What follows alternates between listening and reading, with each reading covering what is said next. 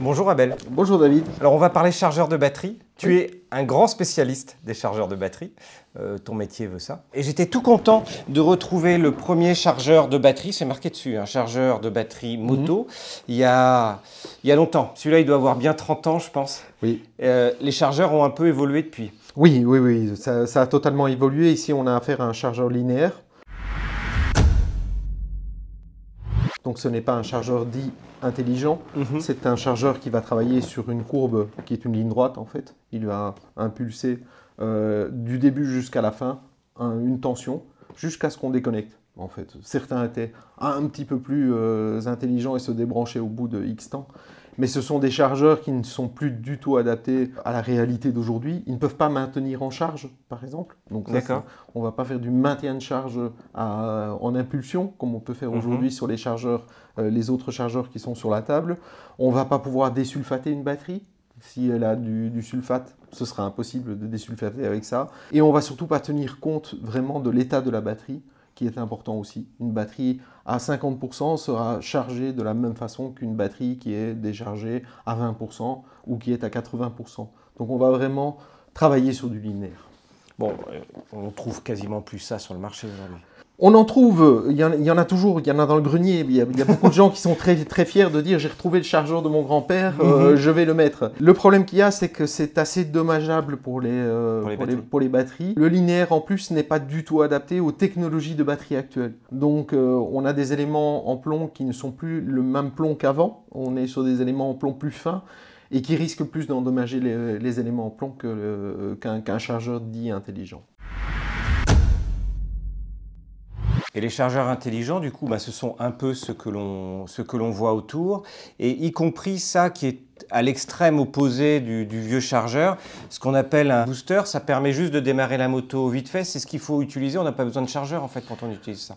Alors, moi personnellement, je n'aime pas l'utilisation du booster. On en a déjà parlé. C'est un produit qui est très pratique. Quand on est en panne sur le bord de la route, on est très content. Rien de tel qu'une bonne charge. Pourquoi? Parce que le booster, il a tendance à envoyer beaucoup d'ampérage à un moment donné. Sur une batterie, il peut l'abîmer, cette batterie. Si c'est une batterie qui a un petit problème et qui a besoin d'être vraiment rechargée ou régénérée, on risque d'abîmer plus la batterie qu'autre chose. On va démarrer, c'est le but final, ça c'est clair. Mais le booster n'est jamais une solution, c'est vraiment un dépannage. De plus, le booster, il a un très gros problème sur de l'électronique, de nouveau. Quand on parle d'une moto ancienne, pas de problème. Quand on parle d'une moto moderne avec beaucoup d'électronique embarquée, ce qu'envoie un booster peut abîmer certains composants électroniques et donc ça peut coûter plus cher à la fin d'utiliser le booster que d'acheter un chargeur. Donc en fait, ce sont les deux éléments qu'il faut essayer d'éviter d'utiliser au maximum. Les vieux chargeurs de batterie qui sont plus faits pour les technos, et puis les boosters, sauf cas d'urgence désespérée, voilà. On est pressé le matin. Voilà, il y a d'autres solutions, on le verra, mais pour pouvoir démarrer dans un temps record, mais il faut éviter de les utiliser.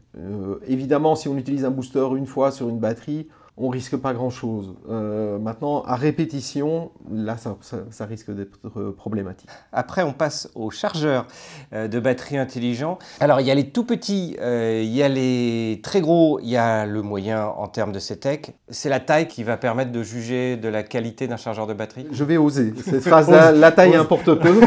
Ce qui compte, c'est la technologie qui est embarquée. D'accord ? Tous les trois sont des chargeurs intelligents et de qualité. CETEC a un petit peu d'avance sur le marché, puisque nous avons été le premier à mettre sur le marché un chargeur intelligent. C'était quoi le principe initial? Le principe initial était justement tout le contraire du chargeur ancien, c'est-à-dire arrêter de charger sur une ligne droite, mais vraiment créer un algorithme de charge qui va jouer entre la tension et l'ampérage en fonction en fait des retours de la batterie. Donc c'est sectionné en étapes et chaque étape est vraiment conditionnée à une tension. Donc quand on arrive à une certaine tension, on passe sur la deuxième étape, etc., etc. Nous, par exemple, on a inventé le principe de désulfatation. C'est la première étape de tout chargeur CETEC. On désulfate. Et tu peux réexpliquer justement en quoi ça consiste la sulfatation? Donc la sulfatation sur une batterie plomb-acide, elle apparaît dès qu'on descend aux environs de 12,2 volts. Ça peut paraître 12,2 volts, une batterie en parfait état. Non, c'est le début. Au-dessus de 12 volts. Exactement, mais c'est le début des problèmes. Donc on va créer des cristaux de sulfate qui vont vraiment se positionner sur les éléments en plomb et qui vont vraiment se nourrir de ces éléments en plomb. Donc à partir de ce moment-là, il faut désulfater. Pour désulfater, en fait, pas de secret, on monte au-dessus de 15 volts pendant X minutes. Et cette surtension va permettre justement de désagréger toute la sulfatation, mais sans abîmer la batterie. Oui, parce qu'il me semblait que la charge, il fallait qu'elle soit aux environs des 14,5, quelque chose comme ça. 14,4 volts est une charge. Le stade de désulfatation est toujours aux alentours de 15, 15,5, 15,6, ça dépend. Et le chargeur intelligent, ça veut dire qu'à la fin, il charge en 12 volts par rapport au 14,4 ou le voltage reste toujours identique? Non, le voltage, en fait, n'arrête pas de varier. En fait, si on mesure la tension sur la batterie, on va voir aux différents stades les différentes tensions qui vont apparaître. Il finit, en fait, en étape, nous avons une échelle de 8 étapes, et l'étape 7 et l'étape 8 sont des charges de maintenance. C'est-à-dire qu'on va travailler par impulsion. On va simplement faire du goutte à goutte. La batterie est montée à 100% à la fin de la charge, on la laisse un tout petit peu descendre, on rajoute un petit peu, elle remonte. Donc on va créer en fait un courant permanent en fait, dans cette batterie, mais à très très faible intensité, et qui va permettre de justement toujours mettre à 100% la batterie. Donc on ne la maintient pas tout le temps en charge en fait, on la laisse un petit peu descendre et pour qu'elle remonte. Exactement. Mais c'est sur le long terme, on peut laisser avec nos chargeurs 3 mois, 6 mois, voire 1 an. Moi, je dis toujours, il faut maintenir pendant 364 jours, mais le 365e, il faut rouler. Qu'est-ce qui va faire la différence maintenant? Parce qu'on a des petits chargeurs qui commencent aux environs de 20 € sur le marché, avec ou sans marque. Et puis, on monte après sur les marques, notamment CETEC, ou sur des chargeurs de dernière génération, on est plus proche des 200 ou des 250 €. Il y a plein de choses. Il y a, CETEC a une particularité, c'est que son unique travail, c'est de produire des solutions pour la charge. Donc c'est notre marotte, je dirais, en Suède. On est vraiment spécialisé là-dedans, ce qui fait qu'on a analysé quand même toutes les problématiques de charge liées aux batteries et liées aux véhicules également. Les chargeurs, en fait, tout chargeur va produire un courant, c'est pas difficile à faire. L'algorithme de charge qui est à l'intérieur d'un tel ou un tel va varier. Notre algorithme de charge est quelque chose qui est breveté, donc il appartient à CETEC. Les autres fabricants vont introduire leur propre algorithme de charge, et à partir de ce moment-là, il y a des choses qui sont meilleures que d'autres, on va dire. Nous estimons que nous avons le meilleur algorithme de charge depuis aujourd'hui 25 ans, date de la première création, et c'est toujours le même algorithme de charge pour les plombs acides qui est utilisé. Et après, il y a également les fameuses batteries lithium-ion qui ne se chargent pas avec les mêmes chargeurs? Alors, tout dépend. Il y a des chargeurs sur le marché, CETEC, on a plusieurs, qui vont inclure aussi les algorithmes de charge à la fois pour le plomb acide et à la fois pour le lithium. Il faut tourner un petit bouton? Alors, dans certains chargeurs, il y a un bouton mode à appuyer, lithium, plomb acide. Dans d'autres chargeurs, dont celui-ci et un autre chargeur que je te montrerai après, là, clairement, il y a une auto-reconnaissance de la chimie et il n'y a plus de bouton à appuyer. Et on est arrivé au summum de ce que peuvent faire les chargeurs de batterie aujourd'hui? Non, non. Pourquoi? D'abord, de nouvelles technologies apparaîtront, ça c'est clair. Si c'est le lithium de demain, je ne le connais pas. Il y a aussi aujourd'hui un marché qui est là, qui pointe son nez, il est balbutiant, mais qui est la moto électrique. Et cette moto électrique, elle a aussi besoin d'être chargée si on ne veut pas ne pas rouler.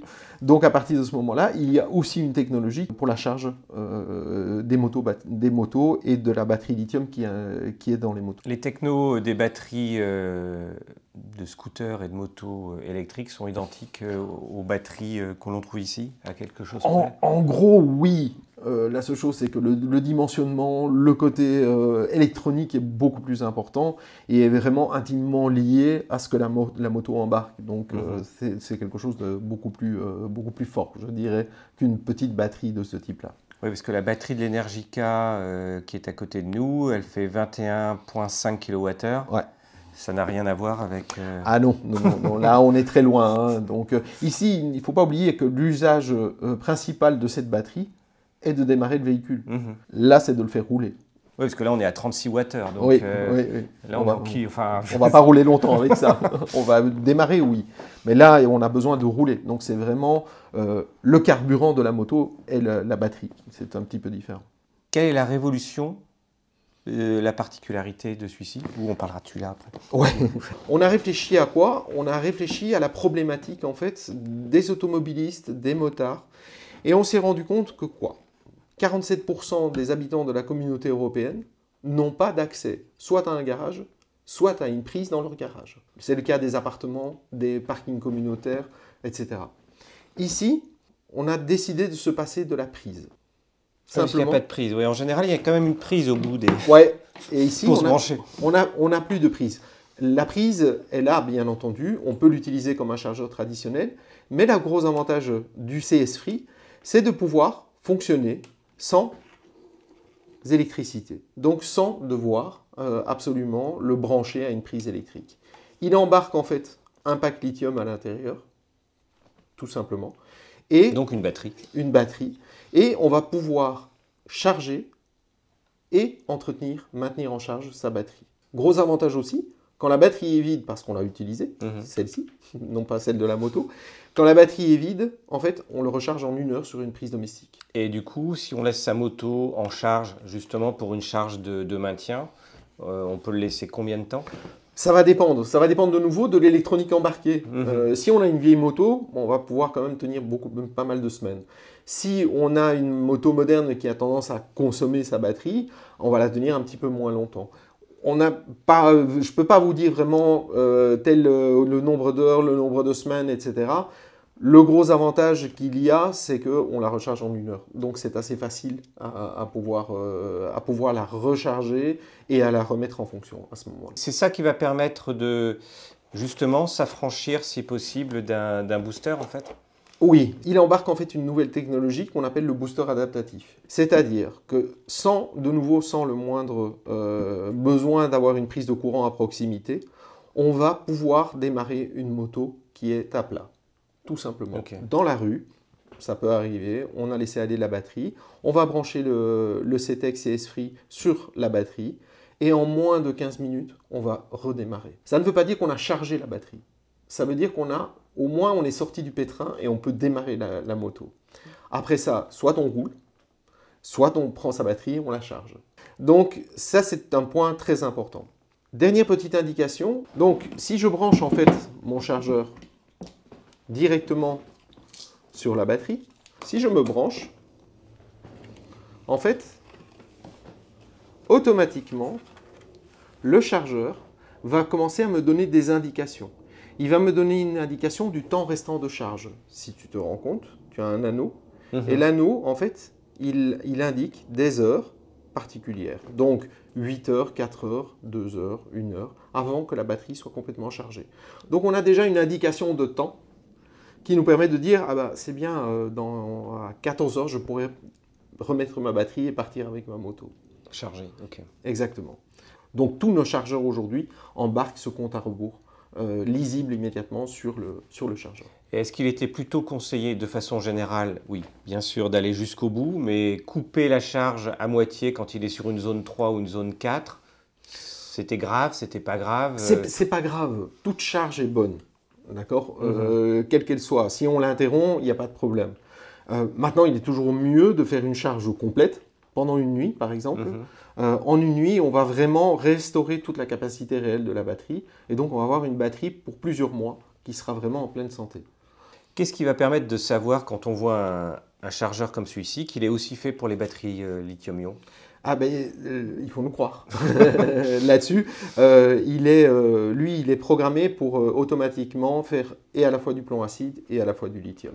tout simplement. Par contre, il faut bien le vérifier du coup sur la boîte au début, puisque c'est loin d'être le cas de tous les chargeurs aujourd'hui. Oui. Beaucoup de chargeurs sur le marché actuel ne sont pas du tout compatibles avec le lithium. Et penser qu'on va pouvoir charger les batteries avec un chargeur plomb acide, c'est vraiment courir un grand risque. Donc il y a un risque d'incendie si on le fait? Oui, il y a un risque d'emballement en fait. Donc le lithium, il n'aime pas du tout les surtensions, ce qui peut provoquer en fait des déchirures en fait des éléments contenant le lithium. Lithium plus oxygène, c'est pas bon, ça brûle tout de suite. Ok, donc faut éviter. Et l'évolution du coup, c'est le CS1, il n'y a plus de noir et de rouge. Alors, de nouveau, dans notre quête de tout vouloir simplifier, parce qu'on a des gens qui arrivent, les nouveaux venus, qui ne se sont pas formés à ça, qui sont vraiment des gens dont ce n'est pas l'habitude de travailler sur une batterie, et qui regardent un chargeur de batterie en disant « Ouh, le plus et le moins, c'est quoi ?» Eh bien, ici, aujourd'hui, on peut mettre le plus sur le moins sur le plus. Ça n'a aucune espèce d'importance. Mais avec l'ancien modèle, pourtant il était marqué. L'ancien modèle n'était pas encore équipé de cette technologie. Donc ici, on est sur cette technologie sans aucun problème. La deuxième chose, c'est que lui, sa détection lithium et plomb acide, détection automatique est encore plus importante. C'est beaucoup plus rapide. Donc il va adapter en fait la courbe de charge vraiment en fonction de la batterie qu'il est en train de charger. Et on est toujours sur une détection à 100% là-dessus? 100%. Ou 99,9? 100%.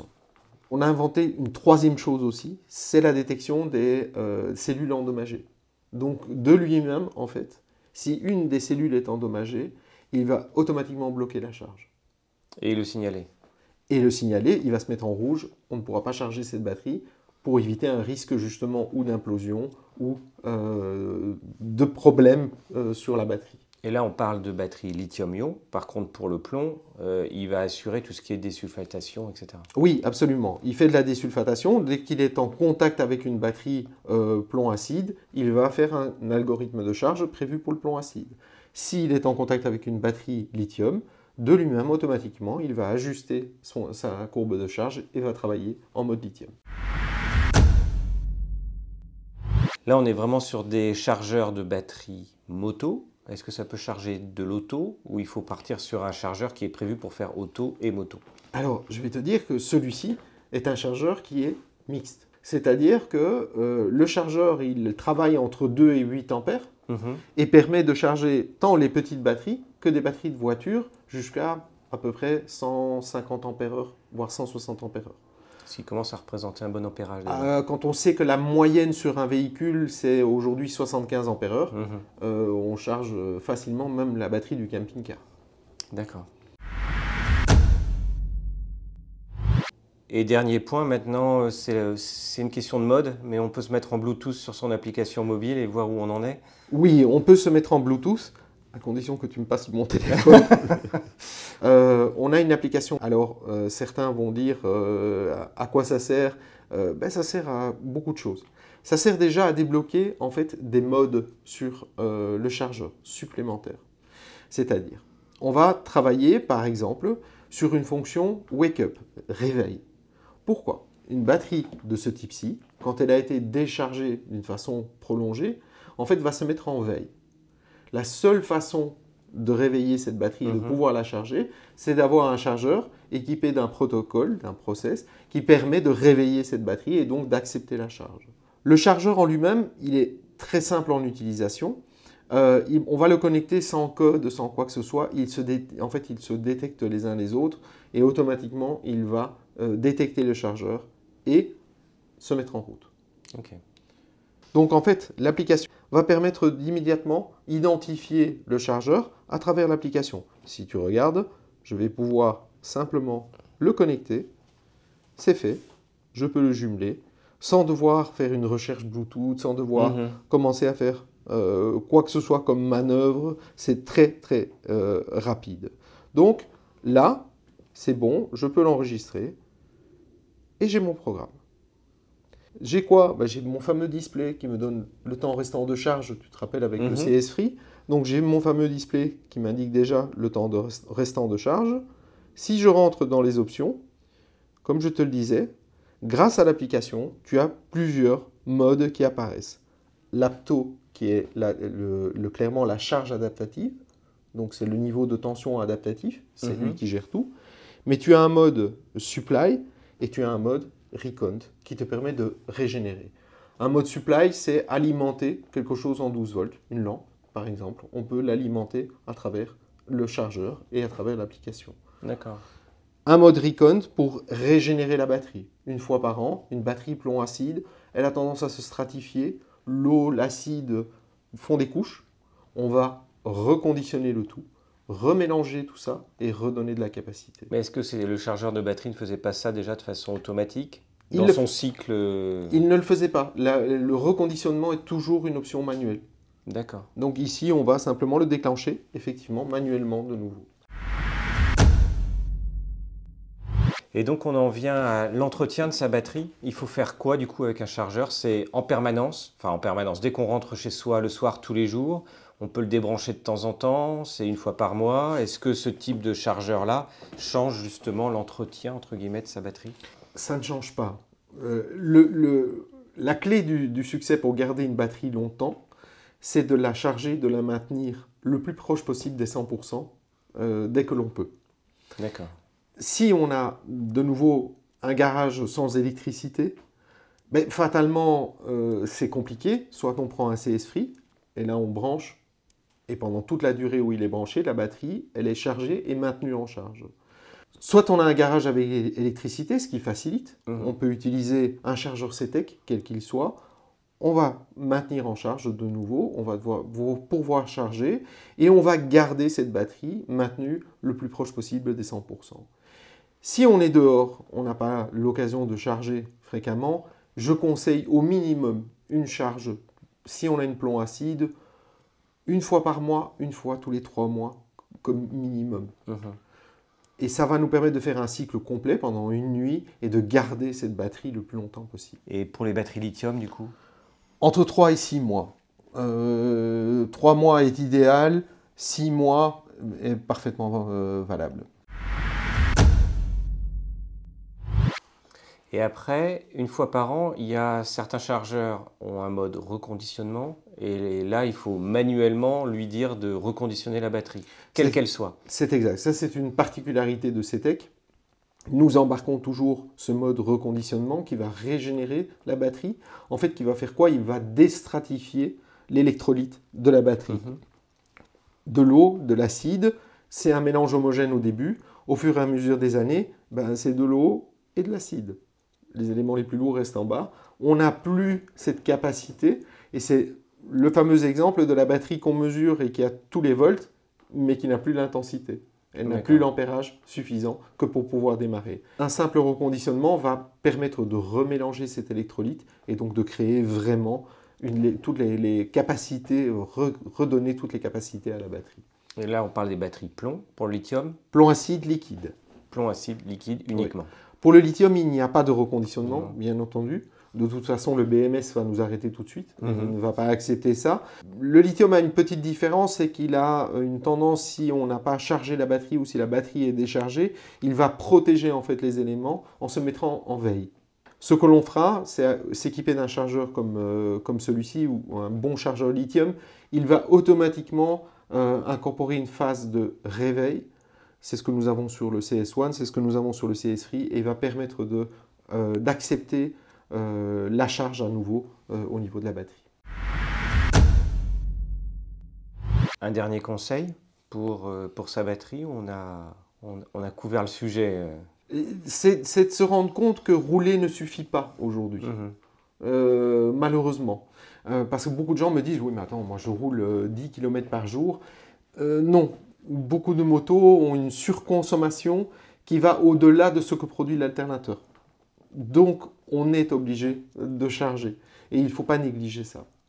Même sur les motos les plus récentes, ou justement parce que les motos les plus récentes ont plus d'électronique, donc au contraire, il faut compenser. C'est les motos les plus récentes qui sont les plus problématiques. C'est la même problématique dans les voitures. Aujourd'hui, une 2 chevaux n'a pas du tout les mêmes problèmes de batterie que peut avoir aujourd'hui une voiture de chez Citroën qui est beaucoup plus bardée d'électronique et qui donc va consommer plus.